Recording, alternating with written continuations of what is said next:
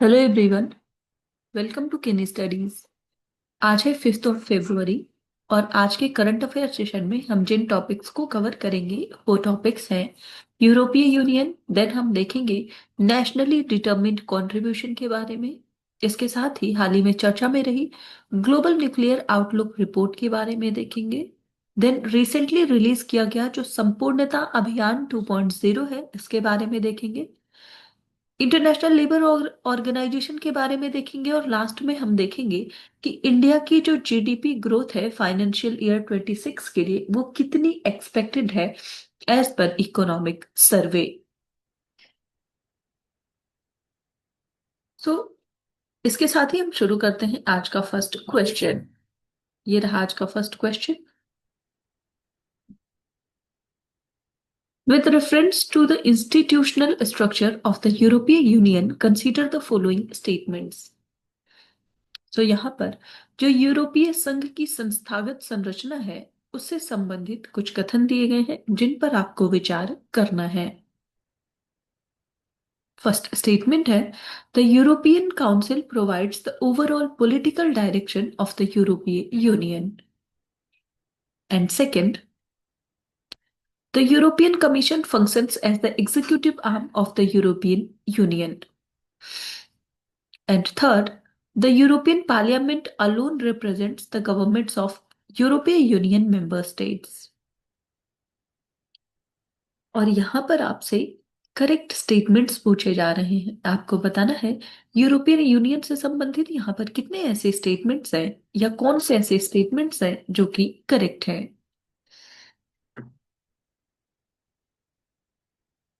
और इस क्वेश्चन में आपका करेक्ट ऑप्शन हो जाएगा ऑप्शन ए। सो यहाँ पर आपका फर्स्ट और सेकंड स्टेटमेंट करेक्ट है जबकि थर्ड इनकरेक्ट है because the European parliament represents the European union citizens. आप देख सकते हैं।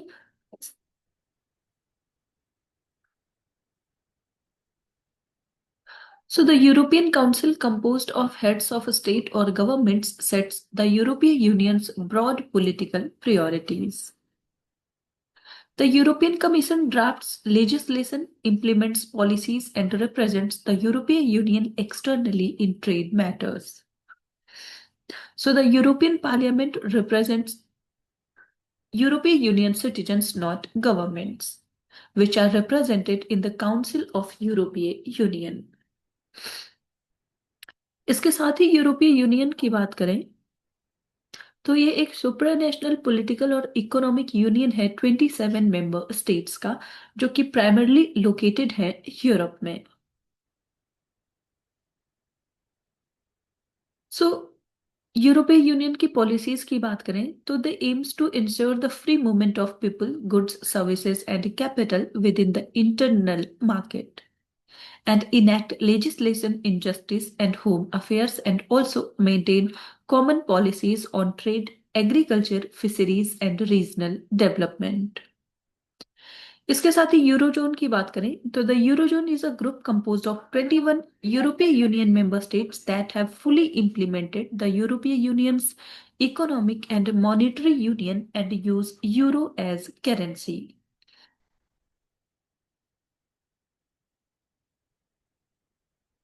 बढ़ते हैं नेक्स्ट क्वेश्चन की ओर।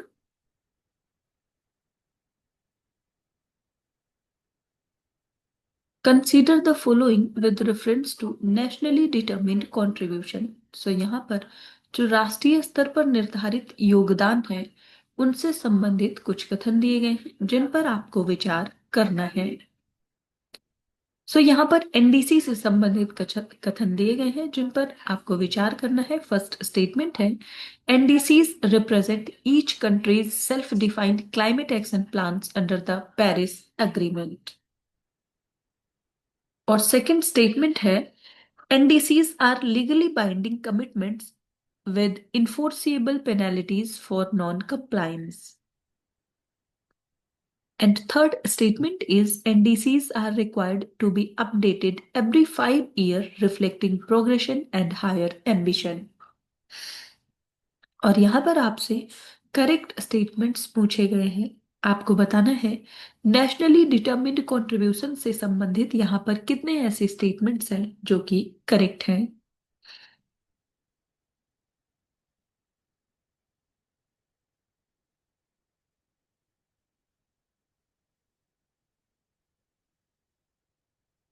और इस क्वेश्चन में आपका करेक्ट ऑप्शन हो जाएगा ऑप्शन बी। सो यहाँ पर आपके दो ही स्टेटमेंट्स करेक्ट है, वो है फर्स्ट और थर्ड, जबकि सेकंड स्टेटमेंट इनकरेक्ट है, क्योंकि जो एनडीसी है वो मैंडेटरी है, but achievement of the targets is not enforceable and there is no penalties और sanctions for failing to meet NDC targets. आप डिटेल में देख सकते हैं। So, nationally determined contributions are prepared by individual countries themselves, and they outline targets, policies, and measures to address climate change. So, the approach follows the principle of national sovereignty and flexibility.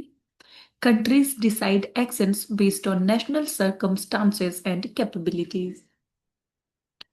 इसके साथ ही Paris agreement की बात करें तो Paris agreement is legally binding procedurally not substantively. Submission and updating of NDCs is mandatory, but achievement of targets is not enforceable. So there are no penalties or sanctions for failing to meet NDC targets. The framework relies on transparency, peer pressure, and global stocktake. So countries must submit new or updated NDCs every 5 years, and each update should show progression beyond the previous NDC, and the aim is to ensure increasing ambition over time. So this aligns with the Global Temperature Goals Agreement. So आपने देखा कि जो NDC है ये एक non binding climate action plan है to cut emissions and adapt to climate impacts. So it describes a country's national policies or decisions towards reaching net zero emission. इसके साथ ही आपने देखा कि जो पेरिस एग्रीमेंट है वो लीगली बाइंडिंग इंटरनेशनल ट्रीटी है ऑन क्लाइमेट चेंज, और इसको अडॉप्ट किया गया था COP 21 में, जिसको आयोजन किया गया था पेरिस में 2015 में। और इसका एम है to limit global warming to well below 2 degree Celsius and preferably limit it to 1.5 degree Celsius compared to the pre industrial level. India की बात करें तो India is the party to the UNFCCC and the signatory to the Paris agreement.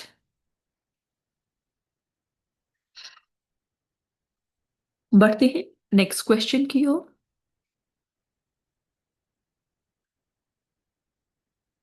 The Global Nuclear Outlook report is released by which one of the following organizations?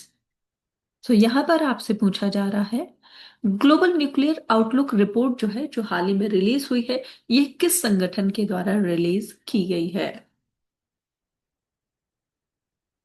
आपके options हैं international atomic energy agency, second world nuclear association, third nuclear suppliers group, या फिर organisation for economic cooperation and development.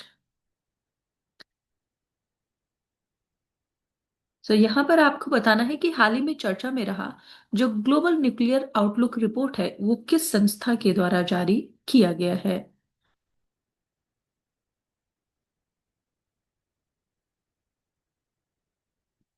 और इस question में आपका correct option हो जाएगा ऑप्शन बी।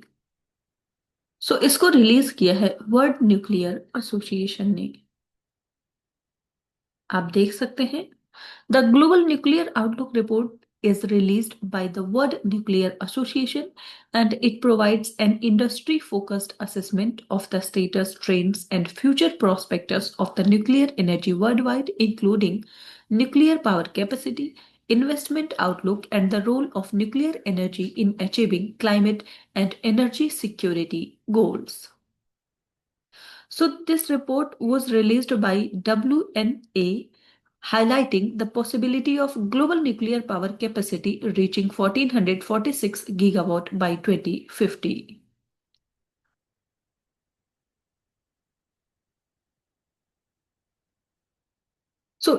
इस रिपोर्ट के अनुसार जो 5 मेजर कंट्रीज हैं वो है China, France, India, Russia and United States together में account for nearly 980 gigawatt by 2050।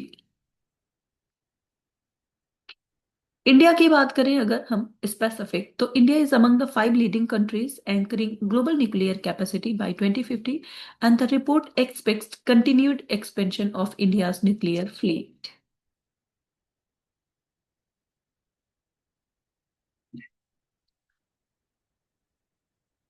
इसके साथ ही वर्ल्ड न्यूक्लियर एसोसिएशन की बात करें तो ये एक इंटरनेशनल ऑर्गेनाइजेशन है जो कि प्रमोट करता है न्यूक्लियर पावर और सपोर्ट करता है the companies that comprise the global nuclear industry. So its members come from all parts of the nuclear fuel cycle, including uranium mining, uranium conversion, uranium enrichment, nuclear fuel fabrication, etc. आप ध्यान रखेंगे, world nuclear association को establish किया गया था 2001 में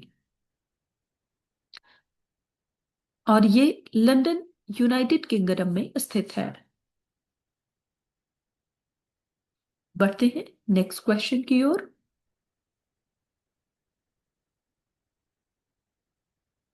With reference to the Sampurnata Abhiyan 2.0, consider the following statement.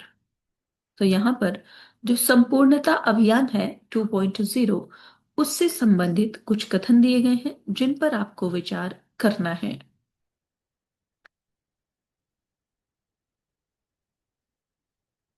First statement है, it aims to achieve saturation of critical development indicators in aspirational districts and aspirational blocks. And second, it was launched by the Ministry of Tribal Affairs. और यहां पर आपसे correct statements पूछे जा रहे हैं। आपको बताना है जो संपूर्णता अभियान 2.0 है उससे संबंधित यहाँ पर कौन से ऐसे स्टेटमेंट्स हैं जो कि करेक्ट हैं। और इस क्वेश्चन में आपका करेक्ट ऑप्शन हो जाएगा ऑप्शन ए। सो यहाँ पर फर्स्ट स्टेटमेंट आपका बिल्कुल करेक्ट है, सेकंड इनकरेक्ट है, क्योंकि ये जो इनिशिएटिव है, अभियान है, इसको लॉन्च किया गया है नीति आयोग के द्वारा, ना कि मिनिस्ट्री ऑफ ट्राइबल अफेयर्स के द्वारा। आप देख सकते हैं, सो संपूर्णता अभियान 2.0 was launched by NITI Aayog, not Ministry of Tribal Affairs, and the campaign focuses on achieving saturation of key development indicators in aspirational districts and blocks. सो संपूर्णता अभियान की बात करें तो संपूर्णता अभियान 2.0 is a mission mode time bound campaign designed to accelerate progress in 112 aspirational districts and 513 aspirational blocks. So it builds upon the historic success of the first phase launched in 2024, focusing on saturating specific social sector goals. सो ये अभी हाल ही में चर्चा में रहा क्योंकि जो नीति आयोग के CEO हैं श्री वीवीआर सुब्रमण्यम, उन्होंने हाल ही में लॉन्च किया संपूर्णता अभियान 2.0 और ये एक 3 मंथ इंटेंसिव कैंपेन है to achieve 100% saturation of critical development indicators in India's most underserved regions. आप ध्यान रखेंगे, इसको शुरू किया गया है 28 जनवरी से और इसका जो एंड डेट है टारगेट का कैंपेन का वो है 14 अप्रैल 2026। मतलब ये 3 महीने का पूरा ये अभियान है। इसके एम और ऑब्जेक्टिव्स की बात करें तो इसका ऑब्जेक्टिव है अचीव करना full coverage of essential government services in health, nutrition and education, and driving performance through monthly tracking and healthy competition among districts and blocks, and also ensuring that the benefits of schemes like ICDS and the TV Mukt Bharat reach the most remote households.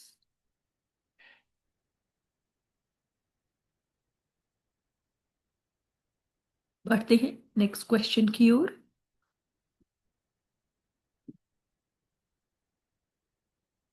Consider the following statements regarding International Labour Organization and global labor trends. तो यहाँ पर जो अंतर्राष्ट्रीय श्रम संगठन और वैश्विक श्रम रुझान है उससे संबंधित कुछ कथन दिए गए हैं जिन पर आपको विचार करना है। फर्स्ट स्टेटमेंट है the ILO is the only tripartite UN agency bringing together governments, employers, and workers to set international labor standards. And second, according to the Employment and Social Trends 2026 report, the global unemployment rate is projected to remain at 4.9%, equivalent to 186 million people. And third, the global rate of informality has declined steadily between 2015 and 2025, according to the same report. और यहां पर आपसे correct statements पूछे जा रहे हैं, आपको बताना है ILO और उसकी जो ग्लोबल लेबर ट्रेंड्स हैं उनसे संबंधित यहां पर कितने ऐसे स्टेटमेंट्स हैं जो कि करेक्ट हैं।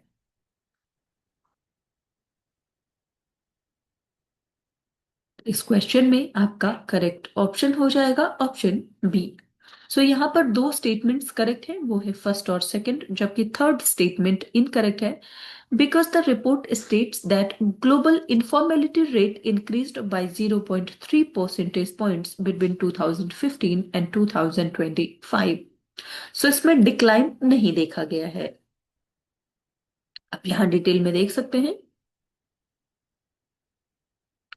So the ILO's Employment and Social Trends 2026 warns that global unemployment will remain at a historically low level of 4.9%, but informal work and extreme poverty remain widespread.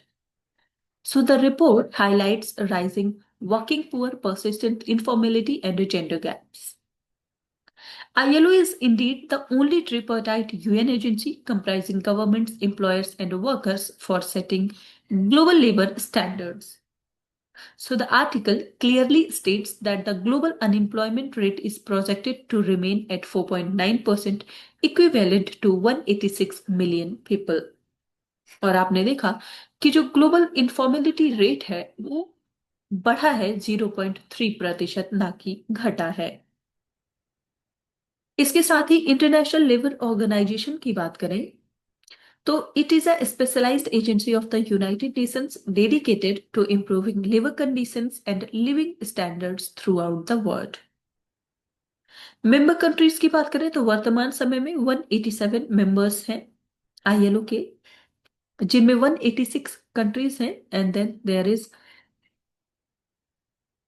186 out of the 193 UN member states plus the Cook Island. और आप ध्यान रखेंगे ILO का जो headquarter है वो है Geneva, Switzerland में। इसके साथ ही 1969 में ILO को नोबेल प्राइज फॉर पीस से भी सम्मानित किया गया है। बढ़ते हैं नेक्स्ट क्वेश्चन की ओर।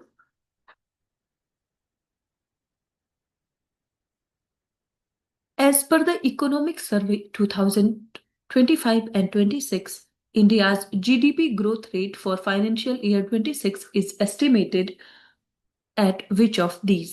So यहाँ पर आपसे पूछा जा रहा है आर्थिक सर्वेक्षण 2025-26 के अनुसार वित्त वर्ष 2026 के लिए जो भारत की GDP एस्टिमेटेड है, अनुमानित है, वो कितनी है। आपके ऑप्शंस हैं 7.4%, 7.5%, 7.6% या फिर 7.7%।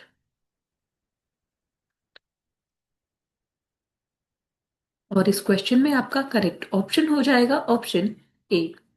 सो एज पर इकोनॉमिक सर्वे 25-26 जो इंडिया का GDP ग्रोथ रेट है वो फाइनेंशियल ईयर 26 के लिए एस्टिमेटेड है 7.4%। आप लिख सकते हैं As per Economic Survey 25-26, India's GDP growth for financial year 26 is estimated at 7.4% and is driven by the consumption and investment. So India continues to be the fast growing major economy for the fourth year in the row. And the survey was presented in Parliament by the Finance and Corporate Affairs Minister Nirmala Sitharaman on 29th of January. So the survey projects real GDP growth of 6.8 to 7.2% in financial year 27. तो आज के current affair session में इतना ही. Thank you for watching. Do like share and subscribe.